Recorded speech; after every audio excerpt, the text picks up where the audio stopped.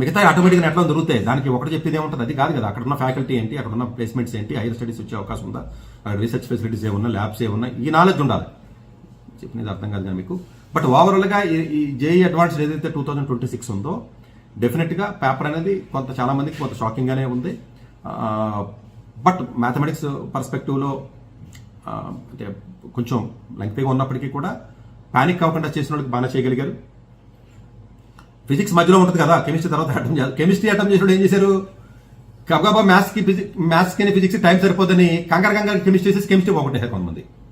ఇది ఘోరమైన తప్పు. ఇది మీరు గేమ్ ఏది ఆడగలరో దాన్ని ఆడాలండి.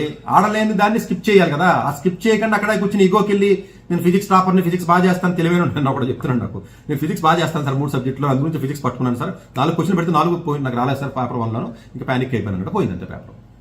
ఈ ఈగో ఇష్యూస్ ఏంటి నాకు అర్థం, ఎగ్జామ్ హాల్లో ఈగోలు ఏంటి నాకు అర్థం కాదు. నేను ఫిజిక్స్ బాగా చేస్తాను, కెమిస్ట్రీ ఇవన్నీ అవ్వదండి.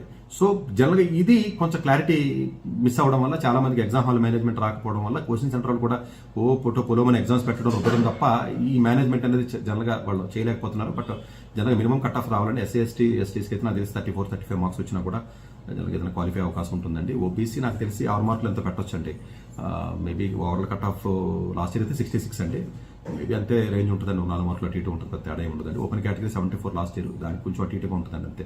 ఒక 5-7 మార్కులు కొంచెం మా అయితే కొంచెం పెరగవచ్చు, లేదా కొంచెం ఇంచుమించు అదే రేంజ్లో ఉంటాయి. సో కట్ ఆఫ్లో పెద్దగా దాని గురించి మీరు ప్రిపేర్ అయ్యేది రీసెర్చ్ ఏం చేసేయకండి. ఆన్సర్ కీ వస్తుంది, కీ వచ్చిన తర్వాత కొన్ని మిస్టేక్స్ కూడా ఉన్నాయండి యాక్చువల్గా. సో కీలో అయినా 2-3 సర్దుబాట్లు కూడా జరిగే అవకాశం కూడా ఉంది. బట్ టాప్ స్టూడెంట్స్ ఎవరైతే ఉన్నారో వాళ్ళకి పెద్దగా డిఫరెన్స్ ఏం లేదని వాళ్ళు చేయగలిగారు. బట్ మార్కులు తగ్గినప్పటికీ కూడా బట్ ఓవరాల్గా బాగానే వస్తుంది. టాప్ 100 వాళ్ళకి పెద్ద వాళ్ళు ఎక్కడ భయపడాల్సిన అవసరం లేదు. కొంచెం కట్ ఆఫ్లో టీటీ ఉన్నప్పటికీ కూడా ఫిజిక్స్ మ్యాథ్స్ క్యాంప్కి వెళ్ళి 11th క్లాస్లో 12th క్లాస్లో క్యాంపులకి వెళ్ళి ఇంటర్నేషనల్కి వెళ్ళడం మాత్రం పక్కగా వాళ్ళు ఐఐటి ముంబైలో కానీ, మద్రాసులో కానీ, ఢిల్లీలో కానీ 3 ఐఐటీలో కంప్యూటర్ సైన్స్లో కూర్చుంటారు వాళ్ళు.